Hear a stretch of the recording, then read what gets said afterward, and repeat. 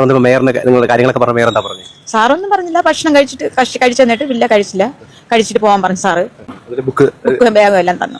ഇല്ല, സന്തോഷമായി. നിങ്ങൾ വളരെ പ്രതീക്ഷയോട് കൂടിയാണ് വന്നത്. തന്നെ ശരിയാണ്. കിട്ടുമെന്നുള്ളൊരു വിശ്വാസം ഉണ്ടായിരുന്നു.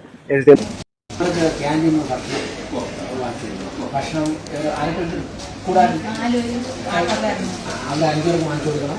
5 പേർക്ക് ഒരു പാക്കറ്റിൽ വൈകുന്നേരത്തേക്ക് ചീത്ത പാക്കറ്റ് ഇപ്പൊ ഉച്ചയ്ക്ക് കഴിച്ച് കോർപ്പറേഷൻ പരിധിയിലുള്ളതല്ല. ഇവിടെ കോർപ്പറേഷനിൽ ഞങ്ങൾക്ക് ഒരു വർഷത്തിന് മുമ്പേ മക്കൾക്ക് ബാഗും ബുക്കും എല്ലാം കൊടുത്തിരുന്നു. അപ്പൊ ഈ പ്രാവശ്യം കൊടുത്തതായിട്ട് നമ്മൾ അറിഞ്ഞില്ല. അപ്പൊ അടുത്തുള്ള ഒരാളെ വിളിച്ച് പറഞ്ഞാണ് നമ്മൾ വന്നത്. ഫോണില്ലാത്തതുകൊണ്ട് വരാൻ പറ്റിയില്ല. അപ്പൊ വന്നപ്പോ ആ സാറ് റൂമിൽ വിളിച്ച് കയറ്റി അമ്മയുടെ കൂടെ കയറ്റി തന്നു. ഉള്ള ബാഗ് ഇല്ല, ഒന്നും വാങ്ങിച്ചിട്ട്. അപ്പൊ നമ്മുടെ ജോലിക്കൊന്നും പോകില്ല. 2 കാര്യം സുഖമല്ല സാറേ. അപ്പൊ ജോലിക്കൊന്നും പോകാതെ ഇങ്ങനെ ഫ്രീ ആയിട്ട് കിട്ടുന്നാലും വന്നങ്ങ് വാങ്ങിച്ചു.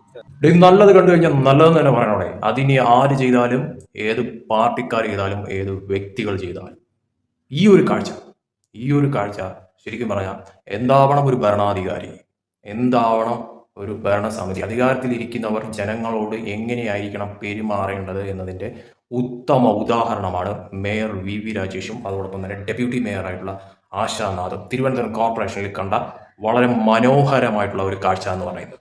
ഇതൊക്കെ തന്നെ ശരിക്കും കേരളത്തിലെ പ്രധാന മാധ്യമ പ്രവർത്തകർക്കോ ചാനലുകൾക്കോ ഒന്നും തന്നെ ധരിക്കത്തില്ല. കാരണം അവർക്ക് വേണ്ടത് ഇതൊന്നും അല്ല. അവർക്ക് വേണ്ടതെന്ന് പറഞ്ഞാൽ തിരുവനന്തപുരം കോർപ്പറേഷനിലെ വി വി രാജേഷിനെ നാറ്റിക്കാൻ വേണ്ടിയിട്ടുള്ള വാർത്തകൾ മാത്രമാണ്.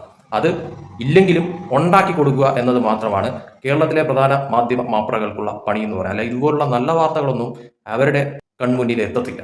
അല്ലെങ്കിൽ എത്തിയാലും അതിട്ടും കാണിക്കാനായിട്ടുള്ള താല്പര്യം അവർ കാണിക്കത്തില്ല. കാരണം ഇതൊക്കെ കാണിച്ചു കഴിഞ്ഞാൽ വി വി രാജേഷിന്റെ ഇമേജ് വർദ്ധിക്കത്തില്ലേ, കൂടത്തില്ലേ? അത് ഉണ്ടാവാൻ പാടില്ല.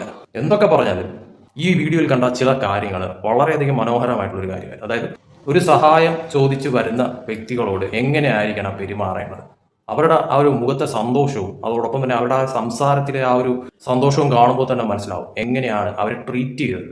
മേയറുടെ ഭാഗത്ത് നിന്ന് എത്രത്തോളം അനുകൂലമായിട്ടുള്ള കാര്യമാണ് അവർക്കുണ്ടായതെന്ന്.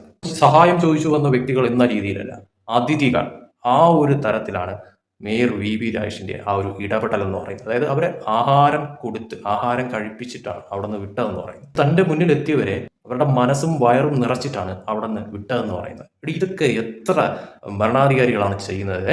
അല്ലെങ്കിൽ എത്ര രാഷ്ട്രീയ പ്രവർത്തകർക്കാണ് അതിനുള്ള മനസ്സുണ്ടാവുന്നത്? അംഗീകരിക്കേണ്ട കാര്യങ്ങൾ അംഗീകരിച്ചു കൊടുക്കണം. അതിലും നമ്മൾ രാഷ്ട്രീയം കാണാൻ പാടില്ല. ഇവിടെ വി വി രാജേഷിന്റെ ഭരണം അതാണ്, ഇതാണ്, മറ്റതാണ്, മറിച്ചതാണ്.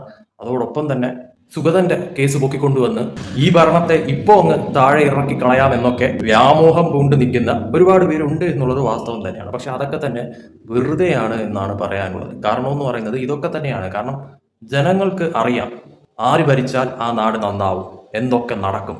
ഒരു പ്രശ്നമുണ്ടായി കഴിഞ്ഞാൽ അത്രയും വിശ്വാസത്തോടു കൂടി അത് ഇടപെട്ട് ആ പ്രശ്നം പരിഹരിക്കാനായിട്ട് ആർക്ക് സാധിക്കും എന്നതൊക്കെ തന്നെ ഈ ചുരുങ്ങിയ മാസങ്ങൾ കൊണ്ട് ഈ ഒരു ഭരണസമിതി മേയറായിട്ടുള്ള വി വി രാജേഷ് തെളിയിച്ചിട്ടുള്ള ഒരു കാര്യം തന്നെയാണ്.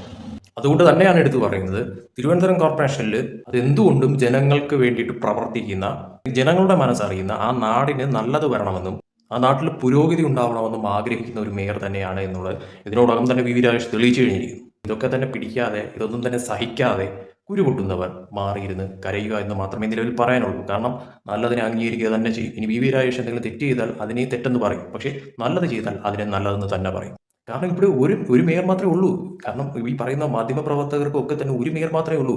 ബാക്കി 5 കോർപ്പറേഷനും 5 മേയർമാരുടെയും കാര്യം ആർക്കും ഒന്നും അറിയണ്ട. അത് അവരാരാണെന്ന് പോലും ആർക്കും അറിയത്തില്ല.